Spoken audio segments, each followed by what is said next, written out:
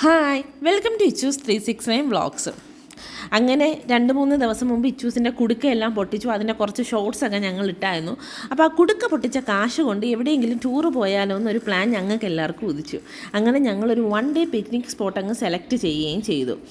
നമ്മുടെ എല്ലാം ഏറ്റവും ഒരു പ്രിയപ്പെട്ട സ്ഥലം തന്നെയാണ്. ഞാൻ കോളേജിൽ പഠിച്ചിരുന്ന സമയത്ത് ഒരു വട്ടം പോയിട്ടുണ്ട്, അല്ലാതെ എൻ്റെ വീട്ടിൽ നിന്ന് ഒരു വട്ടം പോയിട്ടുണ്ട്. പക്ഷേ ഇക്കായുമായിട്ട് ഞാൻ പോയിട്ടില്ല. ദിസ് ഈസ് ഫസ്റ്റ് ടൈം ഞങ്ങൾ ഒത്തുപോകുന്നത്. അപ്പോൾ ഇപ്പം നമ്മൾ നിൽക്കുന്നത് ലുലു മാളിൻ്റെ ഫ്രണ്ടിൽ കൂടെയാണ് ഞങ്ങളുടെ കാർ പാസ് ചെയ്തുകൊണ്ടിരിക്കുന്നത്. അപ്പോൾ അറിയാമല്ലോ, നമ്മൾ എറണാകുളം ലുലു മാളിൻ്റെ ഫ്രണ്ടിലാണ് നിൽക്കുന്നത്. പിന്നെ നമ്മൾ ഇപ്പോൾ എന്തിനാണ് നടക്കുന്നതെന്ന് വെച്ചാൽ ഒരു വെജിറ്റേറിയൻ ഹോട്ടൽ തേടിയുള്ള യാത്രയാണ് കേട്ടോ. അപ്പോൾ അങ്ങനെ കിട്ടിയ ഒരു അഭിരാമി റെസ്റ്റോറൻറ്റ് സംതിങ് അങ്ങനെയാണ് പേര്. ഇച്ചൂസിനെ ഉറക്കത്തിൽ നിന്ന് വിളിച്ച് ഉണർത്തി ഇച്ചൂസ് ആ ഒരു ഹാങ് ഓവറിലൊക്കെ ഇരിക്കുകയാണ്. ഞാൻ എങ്ങോട്ടാണ് യാത്ര എന്ന് പറഞ്ഞില്ലേ അല്ലേ, നമ്മുടെ എല്ലാം ഇഷ്ട കേന്ദ്രമായ ആതിരപ്പള്ളി വാട്ടർഫോൾസിലാണ് കേട്ടോ നമ്മൾ പോകുന്നത്. അങ്ങനെ ഒരു വെജിറ്റേറിയൻ ഹോട്ടൽ കണ്ടു കിട്ടി. ഇവിടെ മിക്കത് നൈറ്റ് സ്പോട്ട് ആയതുകൊണ്ട് തന്നെ ഒരുപാട് ഹോട്ടൽസൊന്നും തുറന്നിട്ടില്ല കേട്ടോ. ഒരുപാട് അലഞ്ഞിട്ടാണ് ഞങ്ങൾക്ക് ഈ ഹോട്ടൽ കിട്ടിയത് തന്നെ. എന്തായാലും നല്ല വൃത്തിയുള്ളൊരു ഹോട്ടൽ തന്നെയാണ് നമുക്ക് കിട്ടിയത്. അവിടെ നിന്ന് ഞാനും ഇച്ചൂസും കൂടി ഒരു മസാല ദോശ പറഞ്ഞു. ഇക്ക വന്നു ചപ്പാത്തിയാണ് കഴിച്ചത്. ഇക്കാക്ക് പിന്നെ രാവിലെ മസാല ദോശയൊന്നും വലിയ താല്പര്യമില്ല, പുളിപ്പായത് കൊണ്ട് പിന്നെ വയറിന് വല്ല പ്രശ്നം വന്നാലോ എന്നുള്ളത്. പിന്നെ ആഹാരമൊക്കെ കഴിച്ച് മുന്നോട്ടുള്ള യാത്രയായിരുന്നു. പല മുന്നറിയിപ്പ് ബോർഡുകളും പലയിടത്തായിട്ട് തന്നിട്ടുണ്ട്. കാട്ടാന ഇറങ്ങുന്നതിൻ്റെ മുന്നറിയിപ്പ് ബോർഡ്.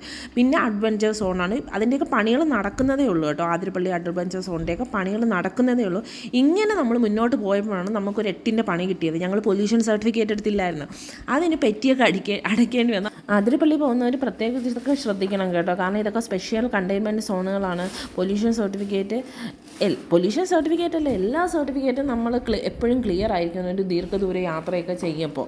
അപ്പോൾ അത് നമ്മൾ ശ്രദ്ധിക്കാത്തത് കൊണ്ടാണല്ലോ നമുക്കിങ്ങനെ ഒരു പണി കിട്ടിയത്. അപ്പോൾ അത് നമ്മുടെ ഭാഗത്ത് തെറ്റ് തന്നെയാണ്, നമ്മൾ അക്സെപ്റ്റ് ചെയ്തേ പറ്റുള്ളൂ. അപ്പോൾ നമുക്ക് പറ്റിയൊരു അബദ്ധം നിങ്ങൾക്ക് ആർക്കും സംഭവിക്കരുത്, അതിനാണ് ഞാനിത് പറഞ്ഞത്. അങ്ങനെ അവസാനം നമ്മൾ എവിടെ എത്തി? നമ്മുടെ ആതിരപ്പള്ളിയിലെത്തി. നല്ല തിരക്കാണ് കേട്ടോ, വണ്ടിയൊക്കെ ഒരുപാട് ദൂരെയാണ് കൊണ്ടിട്ടത്. അങ്ങനെ ഞങ്ങൾ ടിക്കറ്റ് കൗണ്ടറിലോട്ട് ടിക്കറ്റ് എടുക്കാൻ പോവുകയാണ്. അഡൾട്ട്സിന് 100 രൂപയാണ് കേട്ടോ ടിക്കറ്റ്. ടൈമിംഗ് വന്ന് രാവിലെ 8 മണിക്ക് തുറക്കും, 8 മണി തൊട്ട് 6 മണി വരെയാണ് കേട്ടോ. അങ്ങനെ നമ്മൾ ടിക്കറ്റൊക്കെ വെരിഫൈ ചെയ്ത് അകത്ത് കയറി കേട്ടോ. നമ്മൾ 3 പേരും കൂടി അകത്ത് കയറി. ഇവിടെ പ്ലാസ്റ്റിക് ഒന്നും അലൗഡ് ഇല്ല, കാരണം പ്ലാസ്റ്റിക് ഫ്രീ സോണാണ്. നമ്മുടെ പ്രകൃതിയൊക്കെ അത്രത്തോളം അവർ സംരക്ഷിച്ചാണ് അവിടെ നിർത്തിയേക്കുന്നത്. അതുകൊണ്ടാണ് പ്ലാസ്റ്റിക് എല്ലാം ഒന്നും അതിൻ്റെ അകത്ത് അലൗഡ് അല്ലാത്തത്.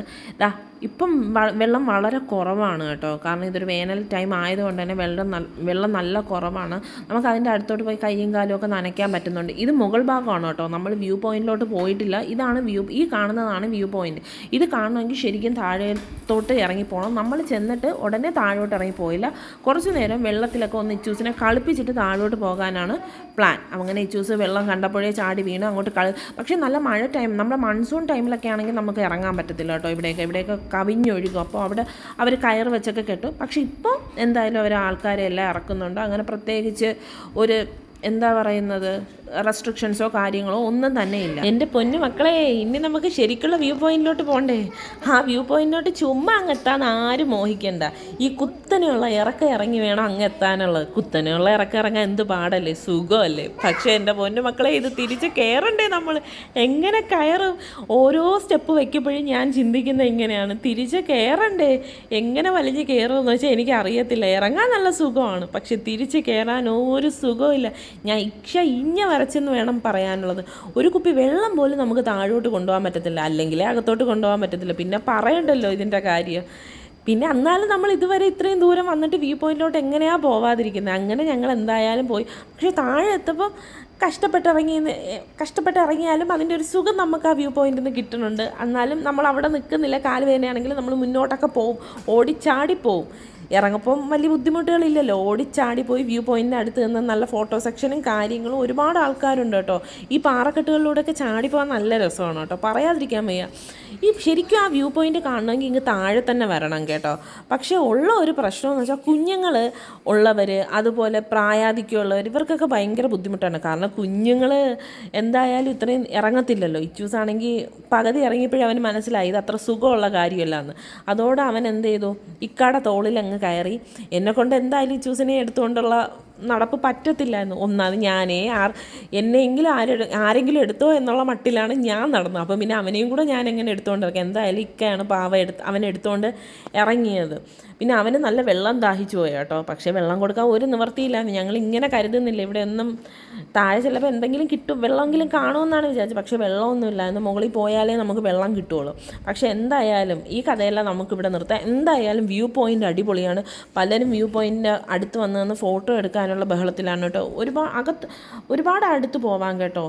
ഒരുപാടെന്ന് വെച്ചാൽ അങ്ങ് തീരെ അടുത്ത് പോകാൻ പറ്റിയില്ലെങ്കിലും ഒരു പരിധി വരെ എന്തായാലും നമുക്കിപ്പോൾ ഈ സമയത്ത് പോകാം. വേറെ കാരണം മൺസൂൺ അല്ലല്ലോ. മൺസൂൺ ടൈമിൽ നമുക്ക് അടുത്തോട്ട് പോകാനൊന്നും പറ്റത്തില്ല. കാരണം ഇവിടെയൊക്കെ നല്ല വെള്ളമായിരിക്കും. നമ്മൾ കാണുന്ന പല സിനിമകളുടെയും ഒരു പ്രധാനപ്പെട്ട ലൊക്കേഷൻ തന്നെയാണ് ഈ കാണുന്ന ആതിരപ്പള്ളി വാട്ടർഫോൾസ്. മണിരത്നം സാറിൻ്റെ ഒരു പ്രധാനപ്പെട്ട ലൊക്കേഷനാണ് കേട്ടോ. അല്ലെങ്കിൽ ഏറ്റവും പ്രിയപ്പെട്ട ഒരു ലൊക്കേഷനാണ് ആതിരപ്പള്ളി വാട്ടർഫോൾസ്. പിന്നെ നമ്മുടെ പതിവ് പോലെ നമ്മുടെ കുറേ ഫോട്ടോ ഷൂട്ടും കാര്യങ്ങളും സെൽഫി എടുക്കലും ഇതൊക്കെ തന്നെയായിരുന്നു നമ്മുടെ മേളങ്ങൾ കേട്ടോ. ഇച്ചൂസിന് വലിയ താല്പര്യമൊന്നുമില്ല. ഇച്ചൂസ് ഇറങ്ങി വന്നതിൻ്റെ ക്ഷീണമാണ് ഇച്ചൂസിൻ്റെ മുഖത്ത് കാണുന്നത്. ഇച്ചൂസ് മേളിൽ കുറേ നേരം വെള്ളത്തിൽ കളിച്ചായിരുന്നല്ലോ. അപ്പോൾ ഇനി അവന് വലിയ താല്പര്യമൊന്നുമില്ല. അങ്ങനെ ഞങ്ങൾ ഇതെല്ലാം കണ്ട് എൻ്റെ പൊന്നുമക്കളെ തിരിച്ചെങ്ങനെയെങ്കിലും ആ മല ചവിട്ടി ഞാനിങ്ങ് കയറി. ഓർക്കാനും വയ്യ. പിന്നെ അകത്തോട്ട് വെള്ളം കൊണ്ടുപോകാൻ പറ്റുന്നില്ല എന്ന് കരുതി ആരും വിഷമിക്കുകയെന്ന് വേണ്ട. നമുക്ക് അകത്തുനിന്ന് വെള്ളം വാങ്ങാൻ പറ്റും. അവിടെ കടകളൊക്കെ ഉണ്ട്. പക്ഷേ വില കൂടുതലാണെന്നേ ഉള്ളൂ. പുറത്ത് 10 രൂപയുള്ള കുപ്പിക്ക് നമ്മൾ അകത്ത് 20 രൂപ കൊടുത്ത് വാങ്ങണം.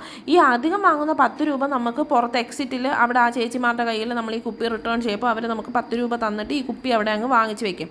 അങ്ങനെ ഞങ്ങളൊരു വൈകുന്നേരം 4 മണിയായപ്പോൾ അവിടെ നിന്ന് യാത്ര തിരിച്ചു. രാത്രി 10-11 മണിയോടെ വീട്ടിലെത്തുകയും ചെയ്തു കേട്ടോ. ഒരു അടിപൊളി പിക്നിക് സ്പോട്ട് തന്നെയാണ് ആതിരപ്പള്ളി വാട്ടർഫോൾസ്. എന്തായാലും ഞങ്ങൾ ഒരു ദിവസം അടിച്ചു പൊളിച്ചു എന്ന് തന്നെ പറയണം. എന്തായാലും ഞങ്ങളുടെ ചാനൽ ഇഷ്ടപ്പെടുകയാണെങ്കിൽ ലൈക്ക്, സബ്സ്ക്രൈബ്, ഷെയർ ചെയ്യാൻ മറക്കരുത് കേട്ടോ. Anyway, thank you for watching. Bye bye.